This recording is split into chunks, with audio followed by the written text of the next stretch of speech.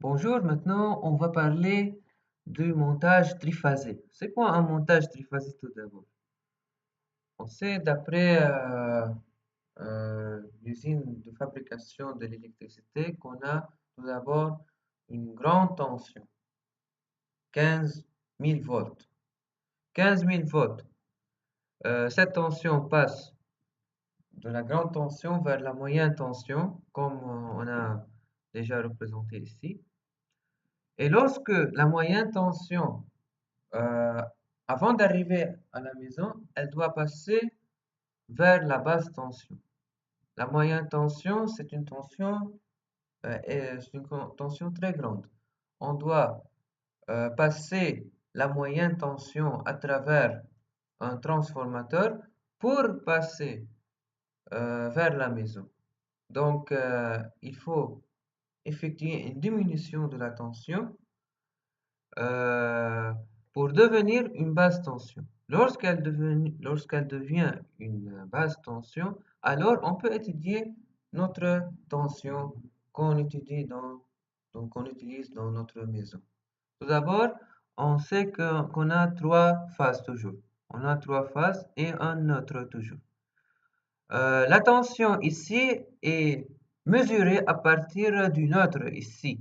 Et aussi de même, E de B, c'est la tension mesurée à partir de ce neutre. Et de même, EC à partir de ce neutre.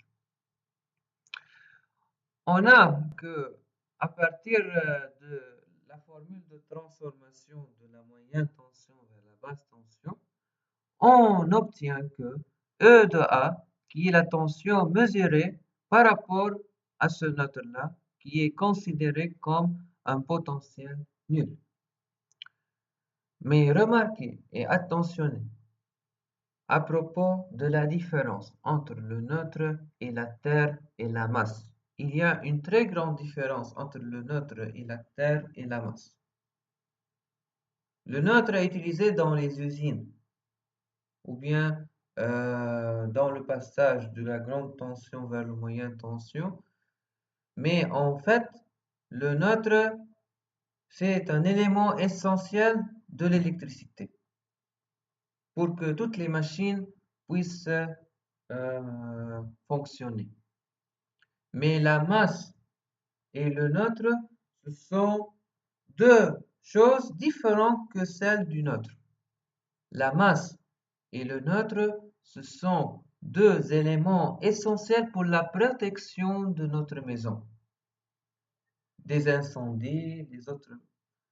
Donc, la masse et le neutre aussi, ce sont différents et la Terre et le neutre aussi sont différents. Et la masse et la Terre aussi sont différents.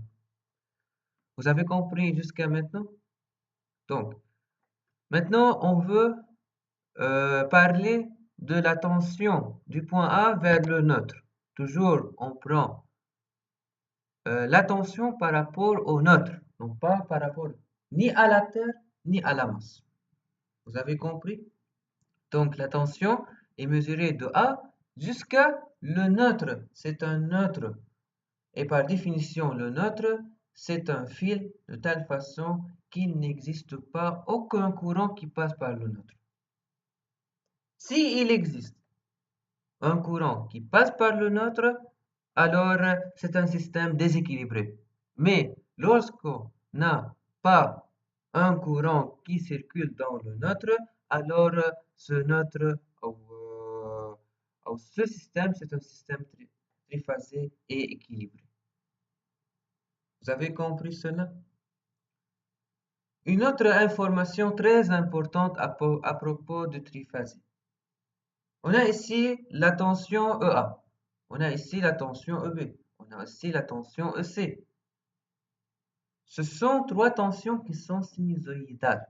Ce sont des tensions quoi sinusoïdales ou bien cosinusoïdales. Donc, on peut transformer le modèle du modèle temporel vers le modèle complexe. Le sinus et le cosinus est transformé en exponentiel. Qu'est-ce qu'on obtient?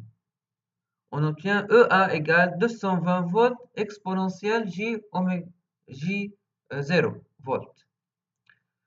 220 volts ici, c'est non pas la valeur maximale de EA, c'est faux, mais c'est la valeur de la tension efficace de EA.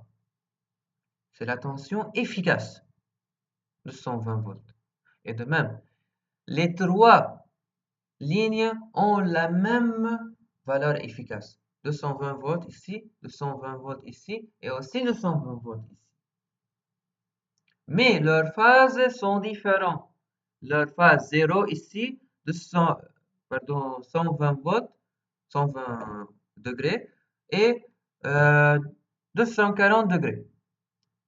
Parce que le sens positif de ce sens-là, dans le sens opposé des aiguilles du montre. Vous avez compris cela? Mais en fait, on peut écrire 240 volts pour qu'on puisse mettre l'angle entre moins pi et pi. Donc, l'angle 240 volts est remplacé par moins 120 volts. Vous avez compris cela? Donc, on a trois lignes qui sont de même valeur efficace, mais de différentes phases. Alors, la différence de phase permet la création d'une différence de potentiel entre chaque deux phases. Par exemple, lorsqu'on a par exemple, la phase ici est 0, la phase ici est, on a dit qu'elle est égale à 120 degrés. Alors, cette différence de phase permet la création d'une différence de potentiel. Sans cette différence de phase, on n'a pas de création de différence de potentiel. C'est une très bonne remarque. Dans l'examen, par exemple, il nous demande pourquoi on a une différence de phase, pardon, pourquoi il existe une différence potentielle grâce à la différence de phase. Donc VA, qui est la tension entre EA moins EB, on sait qu'on peut remplacer le complexe par le mode réel. Donc j'obtiens que EA égale 220 volts multiplié par cosinus oméga t, et de même pour l'autre. Maintenant, on peut passer, donc on a dit que EA différent de EB et EA différent de EC et EB différent de EC parce que on a une différence de phase. Sans cette différence de phase, on ne peut pas effectuer, il n'existe pas la différence potentielle entre chaque phase. VAB est égal à EA moins EB. Mais il existe une remarque très importante. Il faut ici mettre radical de 2, radical de 2, radical de 2. OK? Donc, radical de 2.